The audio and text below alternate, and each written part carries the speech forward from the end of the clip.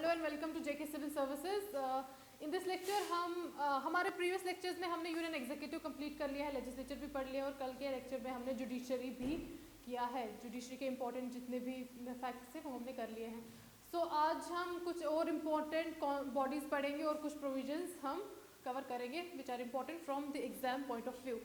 तो सबसे पहले हमारा इलेक्शन कमीशन, ये आपका पता है आर्टिकल 324 में। देखिए इलेक्शन कमीशन क्या करेगा, दो चीज़ें करेगा।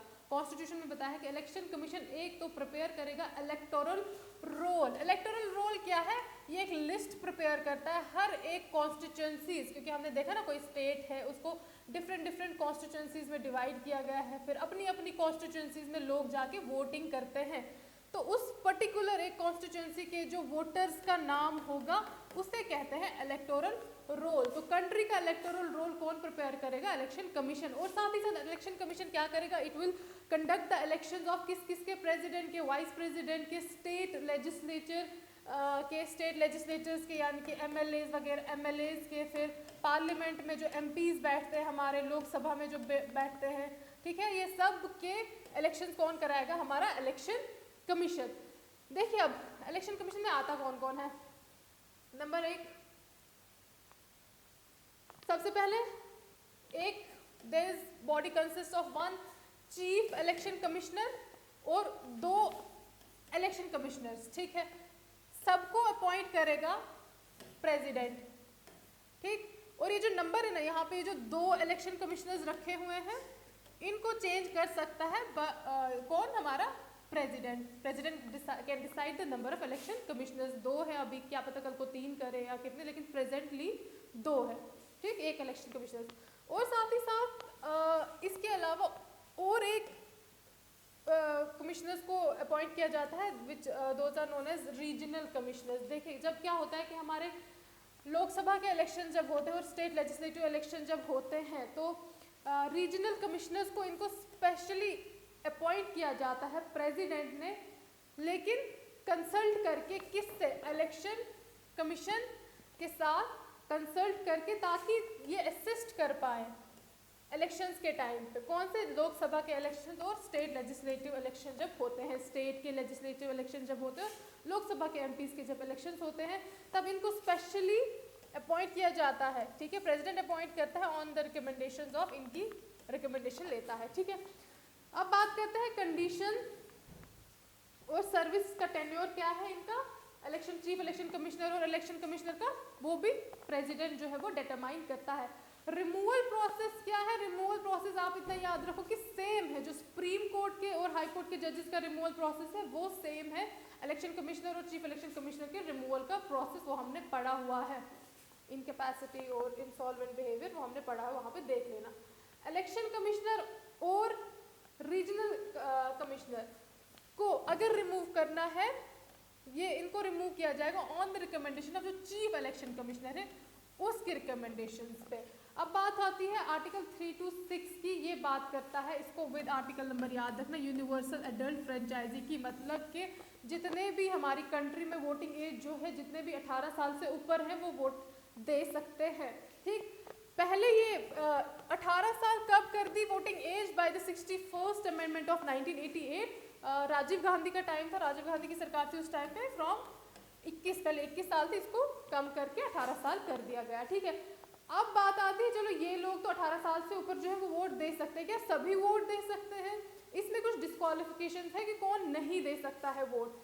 ग्राउंड्स ऑफ डिस्क्वालिफिकेशन क्या है कि नॉन रेजिडेंट हमने पढ़ा है, जो इंडिया का सिटीजन नहीं है वो नहीं दे सकता वोट। हु इज जो मेंटली अनसाउंड है या किसी करप्ट क्राइम और इलीगल प्रैक्टिसेस में इन्वॉल्व है, या फिर उसको डिस्क्वालीफाई किया है अंडर कॉन्स्टिट्यूशन के किसी लॉ के अंडर, वो लोग डिस्क्वालीफाइड है फ्रॉम गिविंग वोट्स, ठीक। यहाँ तक हो गया हमारा इलेक्शन कमीशन। अब बात आती है, हमने एक और पॉइंट पढ़ा था जब हमने सिलेबस डिस्कस करा था, तो हमें पॉलिटिकल पार्टीज के बारे में थोड़ा सा पढ़ना है। देखिए पॉलिटिकल पार्टीज जो है ना, दो तरह की है। हमारा डेमोक्रेसी है, ठीक है ना, कुछ पॉलिटिकल पार्टीज जो है नेशनल लेवल पे होती हैं, कुछ पॉलिटिकल पार्टीज स्टेट लेवल पे होती हैं। जो नेशनल लेवल पॉलिटिकल पार्टीज होती हैं, स्टेट लेवल पॉलिटिकल पार्टीज होती हैं, इनका अपना एक ये होता है अपना एक साइन होता है या अपना एक फ्लैग होता है, ठीक है। फॉर एग्जांपल जैसे कांग्रेस का हम देखते हैं हैंड है, फिर इसी तरह बीजेपी का हम देखते हैं वो लोटस का फ्लावर है, इस तरह से, ठीक है। तो इनको कुछ इनको बेनिफिट्स भी मिलते हैं व्हेन दे आर, जैसे कोई नेशनल पार्टी है तो ये इनको लैंड, अगर इनको ऑफिस बनाना है, ये कुछ पॉइंट्स एक्स्ट्रा दे सुन लीजिए, अगर उनको लैंड लेनी है तो सब्सिडी पे, अगर अपना ऑफिस खड़ा करना है तो सब्सिडी पे उनको लैंड मिलेगी। ये ऑल इंडिया रेडियो पे या दूरदर्शन पे इनको फ्री ऑन एयर मिलेगा, लाइक अपनी पॉलिसीज ये वहाँ पर बोल सकते हैं लोगों के साथ, ठीक है। ये सब चीज़ें इनको बेनिफिट मिलती है। लेकिन अब किस पार्टी को कौन कहा जाएगा कि वो नेशनल पार्टी है और किस पार्टी को कहा जाएगा वो स्टेट की पार्टी है, ये बताया गया है हमारा रिप्रेजेंटेशन ऑफ पीपल्स एक्ट 1951 में, बस ये याद रखना आप, ठीक है। सेक्शन इसका 29A है, ये याद रखना कि इस एक्ट में बताया गया है। अब देखो नेशनल पॉलिटिकल पार्टी है कौन, क्राइटेरिया क्या है। उस पार्टी को हम नेशनल पॉलिटिकल पार्टी कहेंगे जो लोकसभा में, अगर वो लोकसभा के इलेक्शंस लड़ती है तो 6%, 4 या 4 से ज़्यादा स्टेट्स में अगर उनको 6% से 6% तक के वोट पड़े, साथ ही साथ plus win 4 seats in Lok Sabha from any state, ठीक है ना। किसी एक स्टेट से कम 4 सीट्स अगर वो लेती है तो उसको नेशनल पार्टी में हम इंक्लूड करेंगे। फिर नंबर 2 क्राइटेरिया बोला है कि 2 या 2 से ज़्यादा 2% और मोर देन 2% सीट्स अगर वो लोकसभा में लेती है और जीतती है, और members are elected from more than 3 states, ये भी क्राइटेरिया है, उसको भी नेशनल पार्टी में इंक्लूड किया जाएगा। नंबर 3 बताया है कि वो वाली पार्टी को हम रिकग्नाइज करेंगे नेशनल पार्टी जो ऑलरेडी स्टेट पार्टी है, कहाँ पर, 4 या 4 से ज़्यादा स्टेट्स में, ओके, ठीक है। ये क्राइटेरिया है फॉर नेशनल पार्टी। फिर बात करते हैं कि स्टेट पार्टी किसको रिकग्नाइज, स्टेट पार्टी किसको कहा जाएगा, वो पार्टी जो सिक्योर करेगी कितने वोट, 6% वोट्स लोकसभा के इलेक्शन में, 2 या 2 से ज़्यादा सीट्स इन लेजिस्लेटिव, सॉरी पहले लेजिस्लेटिव असेंबली में 2 या 2 से ज़्यादा सीट्स अगर ये जीतती है प्लस 6% वोट, और कम से कम 1 सीट वो जीतती है लोकसभा में, और साथ ही साथ 6% से ज़्यादा वोट्स वो एक्वायर करती है। और भी ये एक क्राइटेरिया बताया है कि 3% या 3% से ज़्यादा टोटल सीट्स अगर लेजिस्लेटिव, स्टेट की लेजिस्लेटिव असेंबली में वो जीतती है, और साथ ही साथ 3 या 3 से ज़्यादा सीट्स वो लेती है, विच एवर इज मोर। और एक और क्राइटेरिया बताया है, if that party acquires 8% vote in Lok Sabha या लेजिस्लेटिव असेंबली में, इलेक्शन के टाइम पे अगर उनको 8% से ज़्यादा वोट पड़ा तो वो स्टेट पॉलिटिकल पार्टी कहलाएगी। ये जितने भी हमने क्राइटेरियाज पढ़े ना, ये आपको एग्जाम में नहीं पूछे जाएंगे, just for the sake you should know, ठीक है। आपको ये याद रखना है। ये रिप्रेजेंटेशन ऑफ पीपल्स एक्ट में बताया गया है कि हम रजिस्ट्रेशन ऑफ पार्टी को एज ए नेशनल पार्टी या स्टेट पार्टी कौन सा एक्ट में बताया, ठीक, ये हो गया। अब एक और इम्पॉर्टेंट प्रोविजन है हमारे कॉन्स्टिट्यूशन में, that is about official languages. Part 17 में बताया है, ये एक्ट्स डील करते हैं ऑफिशियल लैंग्वेजेस में। देखो आर्टिकल 343 बताता है कि हमारी जो ऑफिशियल लैंग्वेज होगी it would be Hindi in Devanagari script, ठीक है, जिसमें कोई लैंग्वेज लिखी जाती है उसको स्क्रिप्ट कहते हैं। और साथ ही साथ जब हमारा कॉन्स्टिट्यूशन बना था, इम्प्लीमेंट जब हुआ था, एट द टाइम इंग्लिश को कहा गया था कि इंग्लिश को हम यूज़ करेंगे 15 साल तक, ठीक है। लेकिन क्योंकि आवर कंट्री सो डाइवर्स, सबको हिंदी नहीं आती इतनी परफेक्ट, साउथ से लोग हैं, नॉर्थ से लोग हैं, ईस्ट से लोग हैं, तो अभी भी इंग्लिश को फर्दर, साथ ही साथ ये प्रोविजन भी बोला गया कि फर्दर भी हम यूज़ कर सकते हैं, ठीक है। और जितनी भी प्रोसीडिंग्स होती है सुप्रीम कोर्ट की, हाई कोर्ट की, हैं, जितने भी बिल्स हैं, एक्ट्स हैं, ऑर्डिनेंसेस हैं, कोई रूल्स रेगुलेशन बायलॉज हैं, सब के सब इंग्लिश लैंग्वेज में ही आते हैं। दाओ हिंदी हमारी ऑफिशियल लैंग्वेज है, क्योंकि इंग्लिश ज़्यादा लोग यहाँ पर बोल तो नहीं समझ सकते हैं, दैट्स व्हाई ये सब प्रोसीडिंग बोला गया कि इंग्लिश में ही होंगे। और साथ ही साथ ये भी बोला गया this is duty of union, centre government, ये ड्यूटी है to promote the spread of Hindi language, क्योंकि ऑफिशियल लैंग्वेज है तो इसलिए we have to promote the spread of Hindi language. इस चीज़ के लिए September 14th was declared as Hindi दिवस और national Hindi day, it is September 14th, okay. साथ ही साथ 6 क्लासिकल लैंग्वेजेस डिक्लेयर हुई हैं अभी तक, ये है तमिल, संस्कृत है, कन्नड़, तेलुगु, मलयालम और उड़िया। 6 क्लासिकल लैंग्वेजेस है। और इसी के साथ हम करते हैं 8th शेड्यूल भी, क्योंकि इंडियन कॉन्स्टिट्यूशन का 8th शेड्यूल डील करता है with the official languages of India.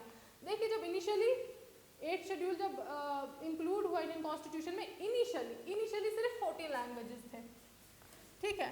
अभी प्रेजेंटली है 22, इनिशियली सिर्फ 14 थी। बाद में जो डिफरेंट अमेंडमेंट्स से जो लैंग्वेजेस ऐड हुई वो ये है, इनको एक रीड दे दीजिएगा। Okay, that's all about languages. Now next is about the centre और स्टेट रिलेशंस। सेंटर, यूनियन और स्टेट का रिलेशन क्या क्या है, कैसे कैसे पावर डिस्ट्रीब्यूशन होती है, ठीक है, उसके बारे में हमें पढ़ना है।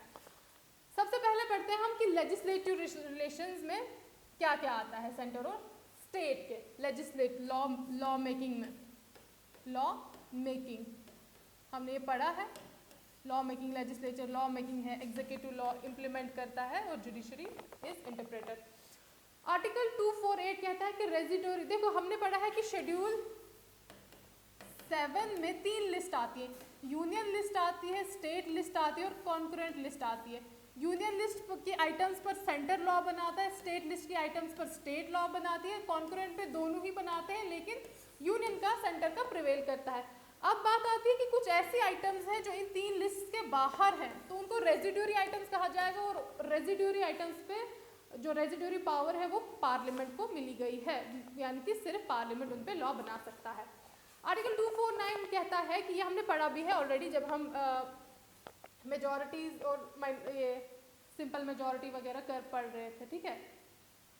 आर्टिकल 249 क्या कहता है कि अगर राज्यसभा पास करता है resolution bye 2/3 members present and voting, कि जरूरी कि अगर राज्यसभा कहता है कि कोई एक स्टेट लिस्ट का कोई एक आइटम है, ठीक है, जिस पर पार्लियामेंट लॉ बनाएगी, ठीक है, जिस पर पार्लियामेंट लॉ बनाएगी, इस चीज के लिए रेजोल्यूशन पास करेगी कौन, हमारी राज्यसभा, बाय 2/3 members vote present and voting, कि ये नेसेसरी है इन द नेशनल इंटरेस्ट, कि पार्लियामेंट उस पर लॉ बनाएगी, ठीक। और ये जो रेजोल्यूशन है, ये जो रेजोल्यूशन राज्यसभा ने पास किया कि हाँ, क्योंकि स्टेट लिस्ट पर किसका राइट है ये बनाने का, लॉ बनाने का, स्टेट का, लेकिन इन सर्टन केस अगर लगा पार्लियामेंट को कि कोई ऐसा सब्जेक्ट है स्टेट का जिस पर पार्लियामेंट को लॉ बनाना है, तो पहले राज्यसभा में 2/3 प्रेजेंट एंड वोटिंग से एक रेजोल्यूशन पास होगा, फिर लॉ बनेगा। This is the criteria. ये आर्टिकल 249 में है, ये हमने पहले भी पढ़ा, पहले वाले लेक्चर में भी पढ़ा है। और ये जो रेजोल्यूशन है ये कब तक लास्ट करेगा, 1 साल तक, यानी 1 साल तक लगातार सेंटर उस आइटम पे लॉ बनाएगा। 1 साल के बाद अगर फिर से बनाना है तो फिर से रेजोल्यूशन पास करना है बाय 2/3 प्रेजेंट एंड वोटिंग।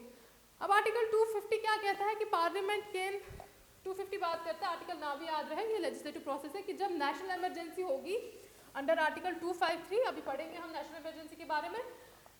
इस केस में जब नेशनल इमरजेंसी होगी तो तब भी स्टेट लिस्ट पर जो है वो हमारा पार्लियामेंट लॉ बनाएगा। पार्लियामेंट तो बनाएगा ही बनाएगा, स्टेट भी बनाएगा, ठीक है। तो 10 एट द टाइम जब नेशनल इमरजेंसी होगी दोनों ही बनाएंगे, लेकिन प्रिवेल इसी का करेगा नेशनल इमरजेंसी के टाइम पर। ओके, नेक्स्ट है हमारा ये पढ़ लीजिए, अगर 2 या 2 से ज़्यादा स्टेट्स ने एक लेजिस्लेशन पास किया कि हमारे कोई एक आइटम पे जो है सेंटर लॉ बनाएगी, तो सेंटर बना देती है। ये स्टेट्स खुद ये प्रोविजन लेके आते हैं कि हम चाहते हैं कि सेंटर इस चीज़ पे लॉ बनाए, और अगर लॉ बनाया भी उसके बाद ऐसा नहीं होगा कि उस लॉ के रिलेटेड जो अमेंडमेंट है या उसको अगर रिपील करना है तो वो स्टेट करेंगी, वो फिर पार्लियामेंट को ही करना पड़ेगा। जो पार्लियामेंट ने बनाया पार्लियामेंट ही उसको रिपील भी करेगा। सी अब आर्टिकल 253 क्या कहता है कि parliament can make any law for implementing treaties and international, किसी भी स्टेट के अंदर कोई भी अगर इंटरनेशनल ट्रीटी या कुछ भी इंटरनेशनल एग्रीमेंट होते हैं तो वो अगर चाहे वो स्टेट लिस्ट के अंदर भी आते हैं, लेकिन वो पार्लियामेंट ही हमारा डील करेगा, यूनियन ही डील करेगा, ठीक है, जब भी कोई इंटरनेशनल ट्रीटीज या इंटरनेशनल एग्रीमेंट्स की बात आएगी। फिर पार्लियामेंट एक और चीज़ कहता है कि parliament empowers to make laws with respect to all the matters in state list with president's rule is, देखो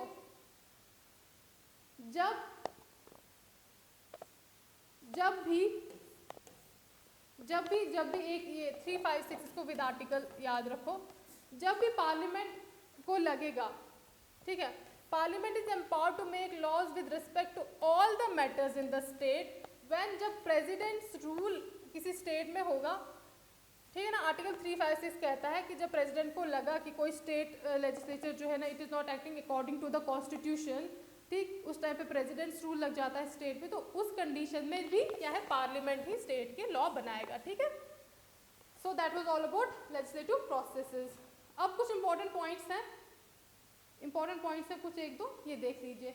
देखो हमने जो पढ़ा था कि हमने जब प्रेसिडेंट की पावर्स पढ़ी थी, absolute veto, suspensive veto, pocket veto, same to same governor के पास भी हैं, ठीक है ना, लेकिन गवर्नर के पास एक और पावर है कि गवर्नर कैन कुछ ऐसे बिल्स हैं, क्योंकि स्टेट लेजिस्लेचर से जो बिल्स पास होके आएंगे उनको असेंट कौन देगा, हमारा गवर्नर स्टेट का, लेकिन कुछ ऐसे बिल गवर्नर अगर चाहे कुछ ऐसे बिल जो है वो रिजर्व रख सकता है और उनको भेज सकता है प्रेसिडेंट के पास असेंट भेजने के लिए, ठीक है ना, वो पास किया होगा स्टेट लेजिस्लेचर ने, लेकिन गवर्नर उनको प्रेसिडेंट के पास भेजेगा असेंट देने के लिए।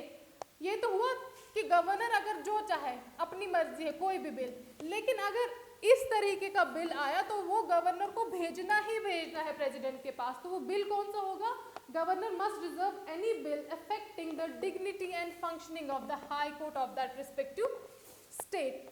ये वाला, इसके रिलेटेड अगर कोई बिल स्टेट लेजिस्लेचर में आता है तो ये उसको भेजना ही भेजना है प्रेसिडेंट को।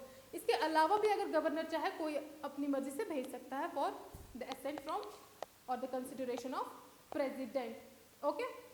और ये सेंटर हैज़ द पावर के डायरेक्ट करना है स्टेट लेजिस्लेचर को कि स्टेट ऐसा नहीं है क्योंकि हमारा फेडरल स्ट्रक्चर है ना, तो हमारी स्टेट्स को they have to act in accordance with the union law. ऐसा नहीं है कि सेंटर जो है अलग सेंटर जो लॉ इम्प्लीमेंट करे तो स्टेट उसके अगेंस्ट हो, ऐसा नहीं होना चाहिए, इसमें यही बात बताई हुई है, ठीक। लेजिस्लेटिव प्रोसेस हो गए, अब आते हैं हमारे एडमिनिस्ट्रेटिव रिलेशंस क्या क्या हैं स्टेट और यूनियन के।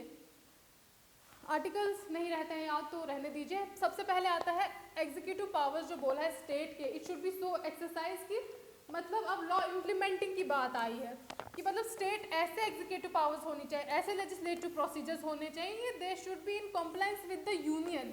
ऐसा ना हो कि जो यूनियन ने लॉ बनाया तो उसके अगेंस्ट स्टेट्स लॉ बनाए, ठीक है, नंबर एक ये। नंबर सेकेंड, इसको प्रोविजन के साथ याद रखिए, आर्टिकल 365 क्या कहता है कि अगर स्टेट फेल्स टू कंप्लाई, अगर स्टेट यूनियन के साथ जो है नहीं चलती, यूनियन के अगेंस्ट कुछ काम करती है और give effect to direction given by the union, या फिर यूनियन ने जो डायरेक्शंस दी उनके अगेंस्ट काम करती है, तो प्रेसिडेंट मान सकता है कि जो स्टेट है ये it is going against the constitution, और तब की कंडीशन में जो है उस स्टेट में प्रेसिडेंट कैन इन्वोक आर्टिकल 356 जो कि प्रेसिडेंट रूल की बात करता है।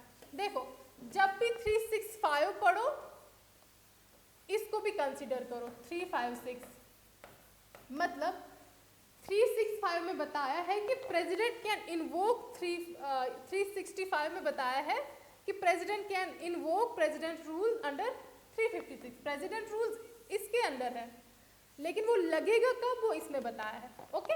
ये हो गया हमारे administrative provisions of centre state relations, okay. अब इंपॉर्टेंट आता है हमारा emergency provisions, part 18 article 352 to 360। 3 provisions है, एक हमारी नेशनल इमरजेंसी आ गई, दूसरी आ गई हमारी प्रेसिडेंट्स रूल 356 जो हमने थोड़ा सा ऊपर पढ़ा, और तीसरा आ गया हमारा फाइनेंशियल इमरजेंसी जो 360 है, ओके।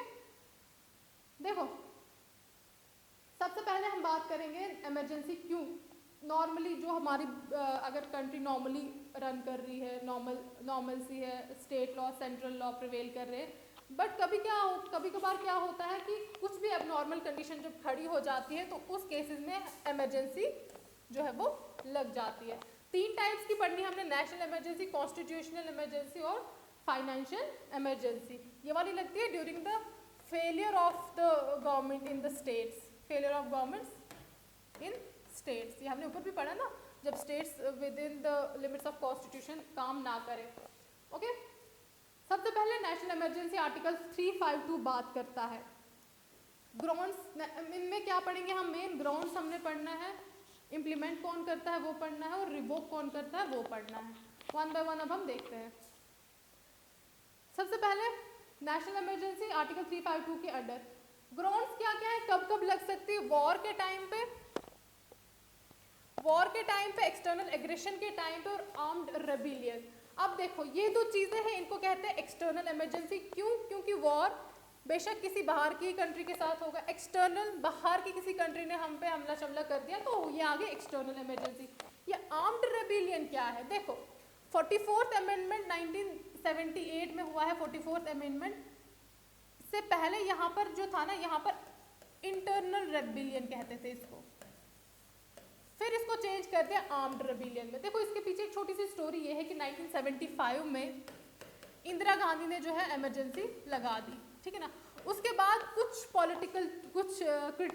पॉलिटिकली कुछ क्रिटिकल कंडीशंस हो गई कि 44th अमेंडमेंट एक्ट 1978 लाया गया। इसमें बोला गया कि यहाँ पर इंटरनल रेबिलियन की जगह हम आर्म्ड रेबिलियन यूज करेंगे। क्यों? क्योंकि इंटरनल रेबिलियन क्या मतलब होता है, इंटरनल इमरजेंसी, यानी कि कंट्री के अंदर ही कुछ ऐसी कंडीशन खड़ी हो गई है कि हमें इमरजेंसी लगानी पड़ रही है। अब था क्या इंटरनल रेबिलियन। अब हमारे जो कॉन्स्टिट्यूशन में जो बैठे हुए थे एमपीज, उन्होंने सोचा कि अगर इंटरनल रेबिलियन है तो हमारी कंट्री में तो प्रोटेस्ट होता है, मतलब कुछ भी प्रोटेस्ट हुआ, फिर तो उसको भी बोलेंगे कि नहीं ये तो छोटा सा अगर प्रोटेस्ट है तो इस पर भी इमरजेंसी लगा देंगे। तो थोड़ा सा इमरजेंसी के प्रोविजन को थोड़ा टफ बनाने के लिए, ताकि इजीली जो है वो इमरजेंसी ना लगे, इस चीज़ के लिए क्या कर दिया इन्होंने, इंटरनल रेबिलियन की जगह आर्म्ड रेबिलियन लाया कि अनलेस एंड अनटिल हमारे जो मासेस हैं वो ऐसा रेबिलियन ना करे कि वो आर्म्स एंड मतलब बहुत ही आर्म्स लेके जब तक ना खड़े हों तो तब तक इमरजेंसी नहीं लगेगी, ठीक है ना। इसको थोड़ा स्ट्रिक्ट कर दिया, ओके। और साथ ही साथ ये भी प्रोविजन कर दिया कि जब हमारा कॉन्स्टिट्यूशन बना था ना, ये तीनों जितने भी इमरजेंसीज थी ना, नेशनल इमरजेंसी, कॉन्स्टिट्यूशनल और फाइनेंशियल इमरजेंसी, तीनों को जब भी ये तीनों इमरजेंसी जब लगानी थी तो लगानी होती थी, जब कॉन्स्टिट्यूशन बना था तो ये सिंपल मेजॉरिटी से ये पास होती थी। तो इसके बाद जो नेशनल इमरजेंसी है इसको कहा गया ये तब ही अप्लाई होगी जब इसको स्पेशल मेजॉरिटी से पास किया जाएगा। क्यों? क्योंकि बहुत इजीली नहीं तो जो है सरकारें जो अपना नेशनल इमरजेंसी लगा के अपना जो लोकसभा का टेन्योर है उसको एक्सटेंड कर सकती हैं, इसलिए इसको थोड़ा सा टफ कर दिया गया, ओके। ये समझ आ गया। प्रोक्लेम करता है नेशनल इमरजेंसी प्रेसिडेंट। प्रोक्लेम का क्या मतलब है कि अब खुद से नहीं करेगा, जो काउंसिल ऑफ मिनिस्टर में एक स्ट्रांग बॉडी होती है कैबिनेट इसको रिटर्न में देगा कि भैया प्रेसिडेंट को बोल देंगे कि बोल दो कि नेशनल इमरजेंसी अब लगने वाली है। प्रोक्लेम का मतलब है कि बता देता है, अनाउंस कर देता है। अनाउंसमेंट के बाद लगे इशू कैसे होगी, दोनों हाउसेज में विद इन प्रोक्लेमेशन के बाद दोनों हाउस इसको अप्रूव करने चाहिए within 1 month from the date of, 1 महीने के अंदर अंदर इसको पास करना है दोनों हाउसेज में। और पास कैसे होगी हमें पता है, सिर्फ एक इमरजेंसी जो है ये स्पेशल मेजॉरिटी से पास होती है, दैट इज नेशनल इमरजेंसी, ठीक है। वंस अप्रूव्ड, एक बार अगर अप्रूव कर दिया इसको दोनों हाउसेज में, ये 6 महीने के लिए कंटिन्यू रहती है। ये नहीं, ऐसा नहीं कि कंटिन्यूस इसको 2 साल के लिए या 3 साल, इसको 6 महीने के लिए, यहाँ 6 महीने हो गए फिर से उसको पास करना है दोनों हाउसेज से, फिर 6 महीने हो गए फिर से पास करना है, फिर 6 महीने हो गए, बट कहाँ तक, इन्फिनिटी तक कर सकते हैं, ओके। ये हो गया। साथ ही साथ every resolution approving the proclamation जब करनी है स्पेशल मेजॉरिटी से पास होना चाहिए। अब रिवोक कैसे हो सकती है, नंबर 1, या तो प्रेसिडेंट खुद इसको रिवोक कर दे तो सिंपली हो जाती है रिवोक, ठीक है। अब national emergency cease to exist. अगर लोकसभा को लगे कि नेशनल प्रेसिडेंट जो है वो तो नेशनल इमरजेंसी रिवोक ही नहीं कर सकता, तो प्रेसिडेंट भी अपने बिहाफ पर इमरजेंसी मस्ट रिवोक, लोकसभा क्या करेगी, पास करेगी एक रेजोल्यूशन बाय सिंपल मेजॉरिटी, जिससे नेशनल इमरजेंसी रिवोक हो जाएगी, ठीक है ना। तो इस रेजोल्यूशन को पास करने से पहले 1/10 मेंबर्स ऑफ द लोकसभा का सपोर्ट होना चाहिए, ठीक है।